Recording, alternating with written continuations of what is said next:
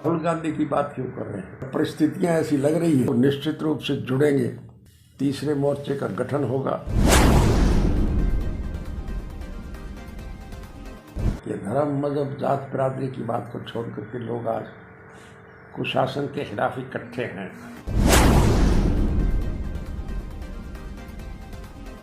और परिस्थितियां ऐसी लग रही है कि आने वाले चुनाव से पहले विभिन्न राजनीतिक पार्टियों के लोग मिलकर के लड़ाई लड़ेंगे। निश्चित रूप से आने वाले चुनाव में भी जैसा कि अब लग रहा है कि सभी विपक्षी लोग इकट्ठे होंगे, परिस्थितियां बदलेंगी। हरियाणा की राजनीति में बड़े सियासी भूचाल चुनाव से ठीक पहले होना शुरू हो चुके हैं। हरियाणा के पूर्व सीएम चौधरी ओम प्रकाश चौटाला ने पूर्व सीएम भूपेंद्र सिंह हुड्डा को लेकर के बड़ा ऐलान किया है। दरअसल दोनों एक मंच पर आ सकते हैं और सीएम चेहरा भी भूपेंद्र सिंह हुड्डा को बनाया जा सकता है, क्योंकि अभय सिंह चौटाला ने कुछ दिन पहले इस बात का ऐलान किया था जब फतेहाबाद रैली के दौरान मंच से तीसरे मोर्चे की घोषणा हो रही थी। तब अभय सिंह चौटाला ने अपने भाषण में कहा था कि कांग्रेस को भी इसमें शामिल किया जाएगा, आम आदमी पार्टी को भी इसमें शामिल किया जाएगा, तमाम विपक्षी दलों को शामिल किया जाएगा।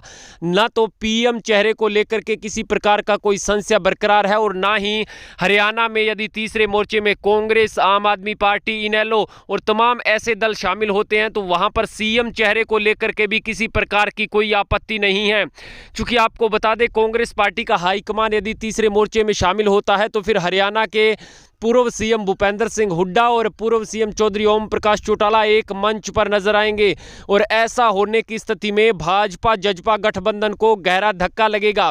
आपको बता दें, सीएम चेहरे को लेकर के भी किसी प्रकार से दोनों में कोई संशय बरकरार नहीं है, क्योंकि कांग्रेस पार्टी में भूपेंद्र सिंह हुड्डा को फ्री हैंड अवश्य दिया गया है। बावजूद इसके वो हाशिए पर भी चल रहे हैं, बगावत भी लगातार कांग्रेस पार्टी के नेताओं की तरफ से होती है।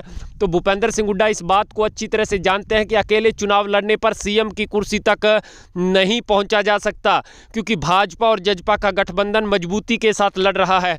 और ऐसी स्थिति में इंडियन नेशनल लोकदल पार्टी भी अच्छी तरह से जानती है कि यदि सीएम इनेलो का हो इस जिद पर अड़े रहे तो फिर शायद इनेलो का वजूद भी खत्म हो सकता है, क्योंकि फिलहाल एक सीट इनेलो के पास इलाहाबाद से है, अन्यथा और कहीं भी इनेलो की सीट नहीं है। और जिला परिषद के चुनाव में सिंबल पर लड़ने पर केवल 15 सीट तक इनेलो की आई है पूरे हरियाणा में। यानी इनेलो भी अपने वजूद की लड़ाई लड़ रही है, कांग्रेस सत्ता की लड़ाई लड़ रही है और भूपेंद्र सिंह हुड्डा अपने वर्चस्व की लड़ाई लड़ रहे हैं।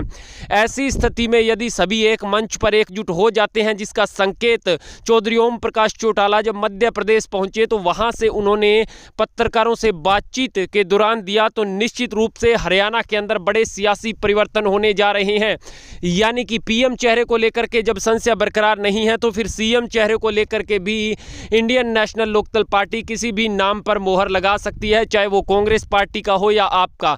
लेकिन लग यही रहा है कि भूपेंद्र सिंह हुड्डा, दीपेंद्र सिंह हुड्डा, चौधरी ओम प्रकाश चौटाला और अभय सिंह चौटाला मिल बैठ करके बड़ा सियासी परिवर्तन हरियाणा में लाने का काम करने जा रहे हैं।